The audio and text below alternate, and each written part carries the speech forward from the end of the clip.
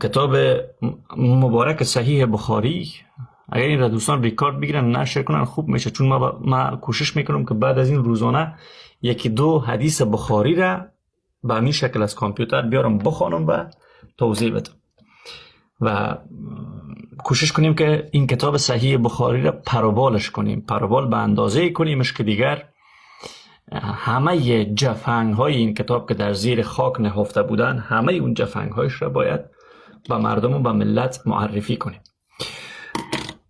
خب میریم به طرف روایت شماره 278 کتاب صحیح بخاری، جلد اول است با ترجمه فارسی. متن عربی روایت کسانی که نیاز داشتن میتونن در کتاب صحیح بخاری متن عربیش از بگیرن و متن فارسیش را میخونیم. از ابو هریره روایت است که پیامبر فرموده است مردم بنی اسرائیل برهنه غسل میکردند که برخی از آنها به سوی برخی دیگر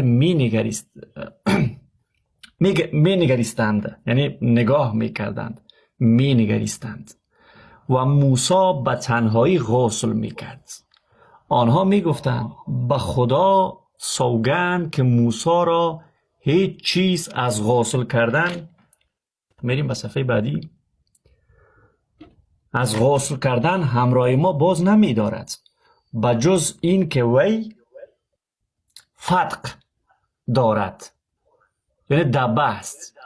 فتق دوستان عزیز یک نوع بیماری است که آلت بیضه های آلت تناسلی مردان ورم میکنه، پوندیدگی پیدا میکنه. خب شاید اینجا کنایه گفته باشن که مثلا ایشان مشکل آلت تناسلی دارن، به این خاطر چیکار میکنه؟ خودش را برای ما برهنه نشان نمیده. موسی رفت که باری غسل نماید، باری رفته که غسل کنه و جامهش را بر روی سنگ نهاد. سنگ همراه جامه موسی بگریخت. دوستان عزیز، سنگ پای میکشه فرار میکنه، به همین سادگی. سنگ همراه جامه موسی بگریخت. موسی بر پس آن سنگ دویده میگفت. موسی سنگ را دنبال میکنه. ای سنگ، با سنگ صحبت میکنه، جامه ام را باز ده. تا آنکه بنی اسرائیل به سوی موسی نگریستند، تا اینکه بنی اسرائیل دیدن که موسی فتق نداره، یعنی آلت تناسلیش مشکل خاصی نداره، و گفتند به خدا سوگند که در موسی نقصی نیست. موسی جامهش را گرفت و به کوبیدن سنگ آغاز کرد. نشسته سنگ را با مشت لگد میزنه بابا جان موسی که باش سنگ افگار شوه، درد بکشه. ببینید دیوانه بودن این پیامبران.